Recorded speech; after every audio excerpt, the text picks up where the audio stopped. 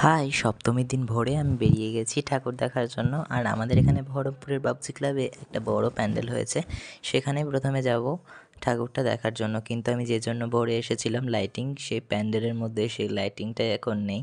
চলো, কাছাকাছি এসে গেছি। আর একটু রাস্তা বেরোনোর পর সেখানে দেখতে পাচ্ছ কত প্রচুর গাছ দিয়ে সাজানো হয়েছে আশেপাশের জায়গাটা।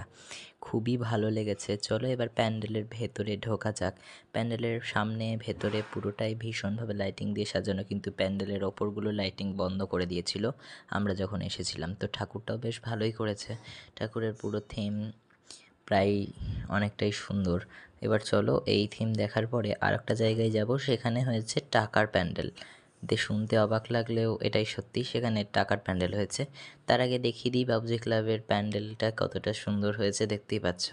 লাইটিংগুলো শুধু বন্ধ করে দিয়েছে তাই। তারপরে কিছু ফটোস তুলে সেখান থেকে বেরিয়ে যাই আমরা টাকার প্যান্ডেল দেখার উদ্দেশ্যে। সেখানে গিয়ে চলো দেখাই কত টাকা। কিন্তু একটা জিনিস সেখানে দেখে বেশ বুঝতে পারলাম, সমস্ত টাকাগুলোই নকল। তারপরে এখানে আবার টাকার প্যান্ডেলের সাথে সাথে করেছে কয়েনের প্রতিমা। ছবিতে স্পষ্ট বোঝা না গেলেও কিন্তু বেশ সুন্দর লাগছে, টাকাগুলো বেশ সুন্দরভাবে সাজিয়েছে। এইটাও বেশ আমার কাছে ইউনিক লাগলো, প্যান্ডেল এবং মূর্তিটি। তারপরে দেখাবো আমাদের আরও একটা জায়গায় চলে গেছিলাম ঠাকুর দেখার জন্য। সেইখানে কিন্তু একটা বাঙালিয়ানা থিমে ঠাকুরটা করা হয়েছে, বেশ ভালো লাগলো, দেখতেই পাচ্ছ। তারপরে সেখানেও কিছু পোজ ফটো দিয়ে সেখান থেকে চলে গেলাম আরও একটা জায়গায় ঠাকুর দেখার জন্য। এখানেও প্রচুর গাছপালা দিয়ে সাজিয়েছিল, ঠাকুরটাও বেশ সুন্দর করেছিল। তারপরে গঙ্গার ধারের হাওয়া খেয়ে চলে এলাম বাড়ি। আজকে এই পর্যন্ত।